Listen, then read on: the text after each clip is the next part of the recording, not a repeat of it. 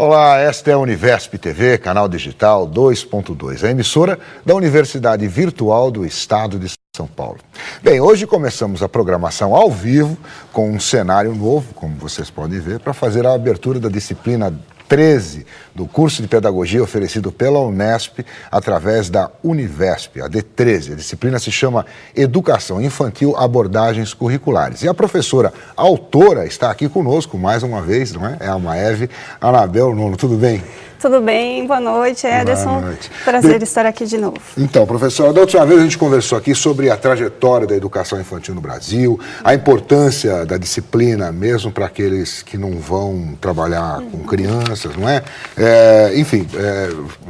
Falamos, ainda respondemos perguntas de telespectadores, que nós temos já algumas aqui, e vamos aguardar outras, tá certo? Agora o tema é abordagens curriculares. Eu queria que primeiro você explicasse para a gente como é que é a evolução da disciplina, porque na verdade é uma evolução da disciplina anterior, não é isso? Exatamente. Explica para a gente o que muda agora. Então, Ederson, se você me permite, primeiro quero dar uma boa noite para os alunos. Claro. Hoje encontrando com eles ao vivo, então quero dizer para eles que é um prazer encontrá-los novamente. E dar boa noite também para os professores orientadores, que têm sido grandes parceiros, têm feito um trabalho excelente. Eu acompanhei o trabalho que eles fizeram com a D12. Então, quero dar uma boa noite a todos eles. De fato, a D13 é uma continuação da D12, né? E também vai ser continuada pela D14, né? Como a gente tinha conversado da outra vez. Então, algumas questões que ainda não foram tratadas na D12 serão tratadas agora, ainda mantendo o foco na educação infantil, que é o foco desse módulo todo. Sim. Então, vamos passar por algumas outras questões agora nessa disciplina. É uma disciplina que aprofunda alguns temas e traz algumas discussões, inclusive, que os alunos já trouxeram na nossa conversa anterior. Né? Eu recebi algumas questões, então a questão do espaço na educação infantil, que é uma questão importante, que vai ser abordada agora. Então, ela já apareceu. Então, a gente entra um pouco mais nas práticas que, de fato, devem acontecer dentro das creches e pré-escolas. Chama abordagens curriculares justamente por isso. Aí você vai dar uma questão, tem uma questão legal aí também, não tem? Tem uma questão legal porque o que define, a gente diz hoje, essa questão do currículo na educação infantil é uma questão ainda muito polêmica, ainda se discute muito se deve haver de fato um currículo para a educação infantil, isso ainda é discutido pelos pesquisadores, mas o fato é que a gente tem uma legislação que indica quais são as diretrizes para a organização do trabalho na educação infantil e essas diretrizes elas têm de ser seguidas pelas creches e pré-escolas. Quer dizer, independentemente da forma de pensar do diretor da creche, da pré-escola e dos professores, é isso? Sim, existe uma questão legal que tem que ser seguida, então ela não pode, os diretores, eles não têm total autonomia para desenvolver o seu trabalho, porque o Conselho Nacional de Educação emitiu as diretrizes, fixou as diretrizes para o trabalho que vai ser desenvolvido. Isso é o primeiro texto, inclusive, não é? Esse texto que acho que hoje mesmo vai ser discutido depois da nossa conversa. Os alunos vão começar a trabalhar com ele. Que é o currículo na educação infantil, né? Exato. Agora, tem outras questões. Tem um outro texto aqui, que é o High Scope e Reggio Emilia. Reggio Emilia a gente foi até lá, a Univesp TV, fomos até lá. Não me levaram, mas foram. Fomos até lá para fazer uma bela de uma reportagem. A reportagem ficou bem boa mesmo, e depois a gente vai fazer um documentário maior para exibir aqui na Univesp TV. Mas fala para a gente um pouquinho desse high scope, essa abordagem high scope, e o que acontece lá em Reggio Emilia. Então, quando eu, a professora Célia e o professor Domini sentamos para organizar as disciplinas que compõem esse módulo da educação infantil, inicialmente essas abordagens elas não apareciam no que a gente tinha pensado. Mas nas nossas conversas nós achamos que seria importante trazer para os alunos do nosso curso de pedagogia da Unesp e Univesp um pouco do que tem sido pensado em relação à educação infantil em alguns outros países. Então nós selecionamos Reggio Emilia, High Scope, o modelo da escola portuguesa e o modelo da Espanha, que são modelos que têm mais evidência, né, que aparecem mais, que são mais discutidos. Reggio Emilia é mais conhecido, inclusive, né, das pessoas que trabalham com educação infantil. High Scope, a gente tem algumas experiências aqui no Brasil que se utilizam, que os alunos vão encontrar no caderno de formação. E teve documentário da Universo Teve também um vídeo sobre o Highscope, né? Então, assim, são abordagens diferentes, de modo algum elas estão aí para que a gente possa copiá-las. A ideia não é essa. A ideia é conhecê-las. Exato, né? É conhecê-la, que os alunos conheçam essas abordagens e que também nos ajudem a pensar um pouco sobre a nossa educação infantil aqui dentro do nosso contexto. E aí, em termos conceituais, o que é importante? A gente, dentro desses textos que você está passando para os alunos, o que é mais importante? Você fala de identidade, de autonomia, né? O que é mais importante que você queria para dar uma visão para a gente? Logo, o conceito de currículo, que vai aparecer no primeiro texto, tem uma definição da professora Annelise, que está aqui, é uma definição importante, né? O currículo na educação infantil não significa dizer que as crianças terão tantas horas de língua portuguesa, tantas horas, não é por esse lado, né? Muito mais é uma definição mais ampla, né? Que diz respeito a tudo que acontece na escola de educação infantil. Alguns conceitos, como de identidade e autonomia, que são muito presentes quando a gente fala da criança pequena, ela está desenvolvendo isso, né? Sua possibilidade de tomar decisões, de se conhecer, de se reconhecer no outro. Então, são conceitos importantes também. Que o professor pode se apropriar dessas coisas para ajudar na formação da criança. Pode e deve, né? Então, a gente priorizou trazer nos textos exemplos de professoras que estão trabalhando, que estão fazendo atividades, projetos para desenvolver esses temas com as crianças. Um tema importantíssimo é a avaliação. Avaliação. Fundamental. Como é que avalia o desenvolvimento de uma criança? Isso. O que você tem a dizer rapidamente? Só assim, para começar. Primeiro que quando a gente fala em avaliação na educação infantil, a gente está falando tanto daquela avaliação da criança, do desenvolvimento dela, que é uma avaliação que o professor tem que estar diretamente envolvido, e tem uma avaliação também que deve estar presente nessas creches e pré-escolas, que é a avaliação do trabalho que está sendo realizado ali. Então, as duas coisas têm que estar sempre muito presentes. Avaliação do trabalho, para ver o desenvolvimento do trabalho, se ele está surtindo efeito nas crianças. Se ele está relacionado mesmo com a legislação, se ele está atendendo o desenvolvimento das crianças. Então, as professoras têm de estar sempre olhando para aquilo que elas estão fazendo, para ver o que pode mexer, o que ainda melhora, o que deve continuar sendo feito. É fundamental que essa avaliação esteja presente também. Agora, como você falou logo no começo, a questão do tempo, do espaço, né? Fala um pouquinho mais para a gente de como é que isso vai ser tratado na disciplina. Na disciplina, inclusive esse tema ele é dividido em 2 textos, né? Então tem um texto que focaliza mais as questões de documentos a respeito disso. Perfeito. Organização do espaço e do tempo na educação infantil, a legislação e os documentos publicados pelo Ministério. Esses temas eles são tão importantes que a legislação da educação infantil trata deles. Então existe uma determinação, inclusive, de como o tempo e o espaço deve ser entendido, uma determinação legal mesmo. E que é muito parecida com aquela visão que aparece nas pesquisas. Então os pesquisadores têm apontado especialmente o espaço como um parceiro do professor de educação infantil. Então o espaço ele convida as crianças a fazer uma série de coisas que vão proporcionar o seu desenvolvimento. Quando você fala do espaço, você fala da organização do espaço ou do tamanho? Envolve tudo, toda a estrutura. Imagine uma creche, desde a construção dela, deve ser pensada de acordo com a determinação legal, que existe uma determinação, inclusive, até de questões... Materiais também, mas até de questões assim, a janela, que altura ela deve estar, para permitir que as crianças olhem por ela e vejam o que acontece lá fora. Então, tudo isso tem que ser pensado. E o espaço dentro da sala, como é que a professora, junto com as crianças, organiza as mesas, as cadeiras, o espaço da leitura, do brinquedo, né, onde vai expor as atividades das crianças. Então, o espaço na educação infantil ele é entendido como um parceiro do professor mesmo.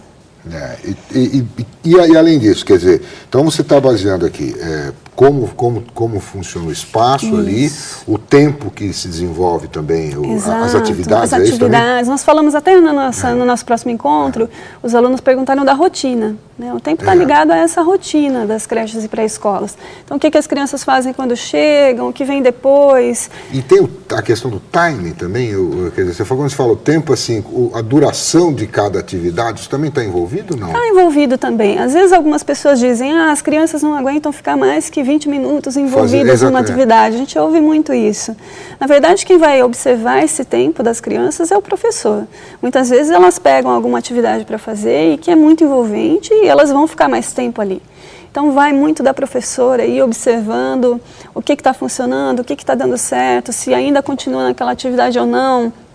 O trabalho do professor de educação infantil envolve muito isso, né? Essa observação do que está acontecendo para depois ela redirecionar o trabalho.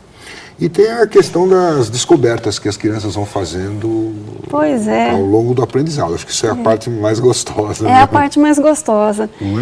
Eu contei aí no material para os alunos uma descoberta que eu fiz, né? A descoberta de quando eu mexi no maçarico que meu pai estava utilizando a manhã toda e eu achei tão lindo e fui fazer o que ele disse que não era para eu fazer, que é colocar a mão naquela ponta, né? Que queimou toda a minha mão, né? Então, eu fiz questão de trazer essa experiência para os alunos no material, para que eles também se inspirem a lembrar das experiências que viveram, né? A gente, quando criança, a gente vai tentando descobrir o mundo mesmo, entender como é que as coisas estão organizadas. Contrariando as orientações dos adultos, Algumas vezes sim, né? Porque parece que é mais interessante você mexer em alguma coisa colorida do que atender alguém que te disse que não mexa, né? Isso. Então, essas descobertas, eu espero que os alunos também, nesse momento que forem estudar esse texto, se lembrem das suas descobertas de infância, né? Que são muitas, né? Todo mundo descobre muita coisa experimentando, né? Quando é criança. E tem muito texto para ler? Além dos textos que você trouxe no caderno de formação, você recomenda muito livro? O que é mais importante? Dá para priorizar isso ou não? Eu recomendo, porque quando eu montei esse material, eu fiz a opção de escrever os textos, né? Assim como fiz na D12. Eu quis sistematizar algumas coisas, achei que às vezes trazer um texto de um autor fosse ficar muito específico. Então, a minha tentativa foi de trazer mais coisas para os alunos lerem, né? Só que, quando eu fiz isso, eu também tinha a noção de que eles também precisavam ler textos de autores que falam especificamente daquilo, né? Por exemplo, espaço e tempo. A gente tem pesquisadores que falam só sobre o espaço. Então, essas leituras complementares eu fui apontando no caderno para os alunos. Eu sei que nos polos eles estão se organizando de uma forma ou de outra para ler esses textos, que são muitos mesmo, mas a minha ideia era oferecer. Eu fiz a pergunta porque eu vi lá no caderno, são muitos textos, né? A minha ideia é oferecer para os alunos, dentro das possibilidades deles, dos interesses deles, eles vão vendo o que eles conseguem ler. Se não conseguirem ler nesse momento, por conta da demanda de atividades do curso, espero que talvez eles peguem depois e leiam depois quando tiverem condições. São textos que estão aí para enriquecer o material, né? Esses autores todos têm muitas contribuições para dar para a disciplina. Principalmente para quem, enfim, quer trabalhar mesmo com criança, aí tem que se aprofundar um pouco mais. Bom, professor, deixa eu te falar, a gente tem aqui várias perguntas, tá certo? Já aqui na mão, né? E tem outras que podem chegar aí daqui a algum tempo. Então, eu queria fazer um intervalo rápido aqui e a gente volta daqui a pouquinho, tá bom? Ótimo, então, perfeito. Então, vamos fazer um intervalo rápido, a gente volta daqui 1 minuto, hein? 1 minuto a gente está de volta com as perguntas dos alunos. Até já. Muito bem, estamos de volta aqui no estúdio da Universip TV com a aula inaugural da disciplina 13 do curso de Pedagogia Unesp, através da Univesp, que a disciplina chama Educação Infantil, Abordagens Curriculares, e a Maeve Anabel Nuno, que está aqui com a gente ao vivo, vai agora responder algumas perguntas de alunos que a gente tem aqui. Eu tenho aqui, vou pegar aqui do Polo de Jabuticabal, a primeira pergunta aqui do aluno Breno.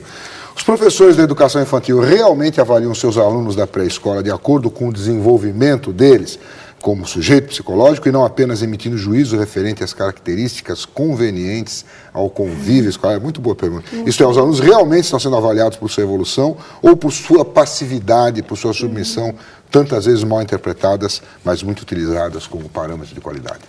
Pois é, Breno, obrigada por escrever a sua questão. É muito difícil a gente dizer o que está acontecendo em cada pré-escola, em cada creche, né? A gente não sabe como as professoras todas nesse país tão grande como o nosso estão avaliando as crianças. Agora, é fato que Existe uma legislação sobre avaliação na educação infantil, as escolas deveriam discutir esse tipo de avaliação e fazer uma avaliação que seja focada no desenvolvimento das crianças, que não passe pelo juízo de valor, né? Se a criança... Para manter aquela classe calminha, entendeu? Né? Não, nem é o ideal, né? Uma classe de educação infantil com as crianças todas quietinhas só na hora do sono, né? Esqueci, né? Mas então, Breno, é difícil a gente saber o que está acontecendo em cada escola. As escolas que eu tenho um contato maior, eu tenho visto as professoras fazendo excelentes tentativas de avaliação, em muitos casos conseguindo atender a legislação e conseguindo avaliar o desenvolvimento das crianças e rever o seu trabalho. Mas a gente sabe que não é em todas as escolas que isso está acontecendo ainda. Tá. A Analice, também lá de Jaboticabal, e tem polos de registro Rio Claro também fizeram uma pergunta semelhante a essa, está assim. De acordo com as diretrizes curriculares nacionais para a educação infantil, a criança de 0 a 6 deve vivenciar práticas pedagógicas que compreendam uma série de experiências sensoriais, expressivas, motoras, assim por diante. Diante disso, qual a quantidade ideal de crianças por turma? Existe? As turmas deveriam ter crianças de faixa etária diferentes? E, finalmente, quantas professoras deveriam estar aí nesse ambiente? Pois é, existe uma... Analice. Obrigada, Analice. Existe, a gente sabe que o próprio referencial curricular, que vai ser estudado, né, aqui na D13, que é o referencial que a gente tem hoje no nosso país, né, a gente esqueceu de falar dele no comecinho, no próprio referencial existe uma indicação de crianças por adulto nas creches e pré-escolas. Então, os menores, até 2 anos, que a gente chama de bebês, né, que ainda usam fralda, precisam de um cuidado maior, o referencial indica que até 8 crianças para uma professora, para um professor, mas com uma ajuda. Em alguns momentos, esse professor sozinho precisa de uma ajuda. Em alguns momentos, sozinho, ele não consegue dar conta, nos momentos de troca, de alimentação. Para as crianças um pouquinho maiores, que já não usam fralda mais, o referencial fala em até 15 crianças por adulto. Também com ajuda ainda em alguns momentos, que a criança ainda não tem uma autonomia total nessa idade. As maiores, de 4 a 6, o referencial fala em 20 e a gente tem outros documentos do MEC que falam em até 25, né, que são crianças que já têm mais autonomia. Tá. Agora, essa é a orientação que vem no referencial. É lógico que em cada escola, em cada creche, deve ser feita uma observação do que está sendo possível ou não. Infelizmente, a gente tem ainda no Brasil um número muito maior de crianças por adulto e às vezes até tem mais adultos, tem um número bom de adultos, mas muitas crianças em uma mesma sala. O que também não é conveniente. Então, é isso que eu ia falar. Quer dizer, essas crianças elas têm que estar em salas separadas, né? Em relação à idade, existe uma orientação para que se divida em faixa etária, né? Então, as escolas normalmente colocam os menorzinhos em uma turma separada das crianças de 2, de 3, de 4 e de 5. Essa separação ela é legal, ela pode acontecer. As creches e pré-escolas, elas estão submetidas aos poderes municipais, né? Então, as secretarias municipais, elas podem emitir alguma legislação sobre isso. Se for o caso, então deve ser seguida. Agora, não haveria problema que as escolas fizessem outros agrupamentos. Então, juntassem crianças de idades diferentes em uma mesma turma. Isso é saudável? É saudável, bom, não é usual. A gente não vê até porque facilita o trabalho dos adultos quando as crianças estão separadas. Então, imagine um adulto com crianças de 3 e de 8 meses. Então, a de 8 meses, ela exige... Agora, isso assim, cada escola teria autonomia para, na sua proposta pedagógica, que é o documento que norteia o seu trabalho, definir esses agrupamentos. Entendi. Normalmente, a gente vê esse tipo mesmo. Bom, tem mais uma aqui do William Sampaio. A alfabetização é uma das obrigações da educação infantil, ou seja, as crianças devem necessariamente ingressar no ensino familiar. Ele pergunta se é. Sim, ele está se tem que alfabetizar, né? Ele tem que sair do ensino infantil para alfabetizar ou não? Não tem. Não tem nenhuma legislação diz isso, pelo contrário, a legislação não exige de modo algum que isso aconteça. A questão da alfabetização... William, né, que perguntou. Isso, é o William. Obrigada, William. A questão da alfabetização, ela vai ser tratada pela professora Célia na D14. Né? O desenvolvimento da linguagem oral escrita é um tema da D14. Então, não vou entrar tanto nisso, mas só para o William não ficar tão curioso, né? O que a gente sabe hoje é que a criança, desde pequena, ela começa a se alfabetizar, querendo o adulto ou não. Então, muito pequena isso acontece, é lógico que na creche, na pré-escola, ela tendo acesso com a professora contando histórias, vendo livros, mexendo no alfabeto, ela vai se alfabetizando, mas não precisa de jeito nenhum terminar escrevendo e lendo convencionalmente. Chegou uma pergunta aqui do Polo de Assis, vou fazê-la aqui, precisa esclarecer a questão da autonomia que a escola não tem com relação às diretrizes. Autonomia que a escola não tem. Ou seja, ela tem entendi. Até onde que vai a autonomia tá certo. dela? As diretrizes, elas são emanadas do poder federal, né? Então, o Ministério da Educação, ele tem a obrigação e o direito também de emitir essas diretrizes, fixar essas diretrizes não só para a educação infantil, para a educação básica de um modo geral, para os cursos de educação superior. Fixadas essas diretrizes, as escolas devem segui-las. Elas são resoluções do Conselho Nacional de Educação. Ponto. Devem segui-las. Entretanto, essas diretrizes, elas abrem alguns espaços para a escola atuar. Então, a escola pode organizar a sua proposta pedagógica, seguindo as diretrizes, mas há muitos espaços ali para que a escola faça o seu trabalho, mas devem ser seguidas. Tem aqui uma do Polo de Araraquara, que diz o seguinte: como poderia ser... eu estou falando... Até que ponto... Polo de Assis. Até que ponto as aulas extras de línguas, inglês, espanhol, música, arte, essas coisas, podem ser introduzidas na educação infantil? Tem muita gente que faz isso, que já começa a ensinar a língua desde muito cedo, né? Qual o impacto do acúmulo de disciplinas ministradas na educação infantil? É o pessoal lá de Assis que pergunta. Pamela. É essa questão, né? A educação infantil, a gente nem deveria falar em disciplinas. Mas muitas escolas, especialmente as particulares, colocam disciplinas mesmo para as crianças. Não deveria nem ser por aí, né? Muito mais com áreas de conhecimento que a gente trabalha. O foco deveria ser muito mais no desenvolvimento da criança. Né? Então, assim, você definir disciplinas, pelo que a gente estuda hoje, né, não é o ideal para a escola de educação infantil. A gente sabe que, às vezes, na tentativa de... avançar um pouco, adiantar, né? Ou mesmo pelos pais, que às vezes gostam de saber que as crianças estão aprendendo uma série de coisas, mas não é o que a gente tem como ideal. Tá bom. Vamos pegar aqui uma pergunta do Polo de Ourinhos. A mesma pergunta foi feita pelo Polo de Registro. Em nosso polo, as discussões sobre educação infantil na D12 deixaram entrever que o nosso trabalho, que se desenvolve, oscila muitas vezes entre o assistencialismo e uma educação tipo escolarizada. Nesse contexto, como deve ser entendida a noção de currículo para ser proposta para as crianças de 0 a 6. Isso, exatamente, né? De novo, eu lembro do conceito da professora Annelise, que é bem interessante. O currículo, quando a gente fala de currículo em educação infantil, a gente está falando de todas as atividades práticas, de tudo que é oferecido para a criança, né? Realmente, não é um espaço de assistencialismo, não deveria ser, e também não deve ser um espaço de preparar a criança para entrar no primeiro ano do fundamental. É um espaço, os alunos vão ver durante a D13, é um espaço de oferecer muitas possibilidades para as crianças, né? Um espaço onde elas deveriam ali ter a oportunidade de se desenvolver no seu aspecto afetivo, físico, psicológico, enfim. Tá bom, mais uma pergunta aqui do Polo de Rio Claro. Aluna Leila Bergamin: para nós, professores licenciados e não atuantes na educação infantil, é difícil ter clareza quanto aos itens e quanto à estrutura que constitui esse currículo de educação infantil. Hoje já sabemos da importância da formação integral dos pequenos, que inclui a indissociabilidade entre educar e cuidar e o brincar. Porém, eu gostaria de saber qual é o principal objetivo de se estudar as abordagens curriculares da educação infantil nessa disciplina. O grande objetivo acho que ela está perguntando até para os professores, né, para os nossos alunos que não vão trabalhar com a educação infantil, né?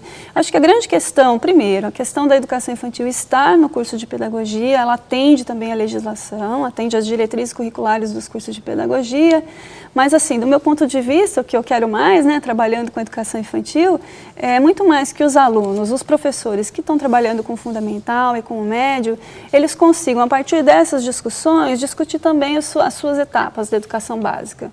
Então, nós vamos discutir, por exemplo, o espaço na educação infantil. Certamente, muitas reflexões serão feitas sobre o espaço no fundamental também. Então, a avaliação na educação infantil do que é colocado aqui, o que poderia servir também para o fundamental e para o médio.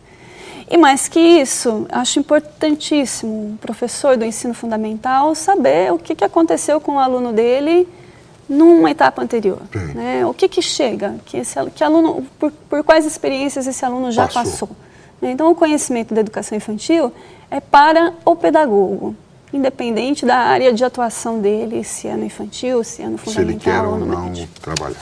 Bom, professora, infelizmente nosso tempo está se esgotando, a gente tem aí um horário político obrigatório que nós temos que respeitar, tá certo? Mais uma vez te agradeço por ter participado aqui conosco ao vivo, desta vez ao vivo, né? Com cenário novo, você gostou do cenário novo? Adorei, é um espaço convidativo. Tá certo, com cenário novo, tá certo? Obrigado por ter vindo, você quer dizer alguma coisinha para a gente encerrar? Tem aí alguns segundos. Quero sim, quero primeiro dizer para os alunos que eu acompanhei o trabalho deles na D12, né, por meio dos professores, e sei que eles estão discutindo muito educação infantil, eu estou muito feliz em saber que as discussões estão acontecendo e espero que na D13 as discussões continuem e que a gente possa manter o contato, vou responder para eles as questões, aquelas tantas que chegaram, agradeço a todos os alunos que mandaram e um bom trabalho para todos nós. Tá, então quer dizer, isso que eu queria reforçar, então essas perguntas que foram várias aqui, que chegaram agora, nesse momento, estão chegando ainda, que não foram respondidas, você se comunica com eles depois. Sim, comunico, assim como fiz da outra vez. Tá certo, então. Professora, mais uma vez, obrigado pela sua participação aqui na Universp TV. Muito bem, então a gente faz agora um intervalo rápido e vamos então para um horário político obrigatório. Nós voltamos daqui a pouquinho. Até já.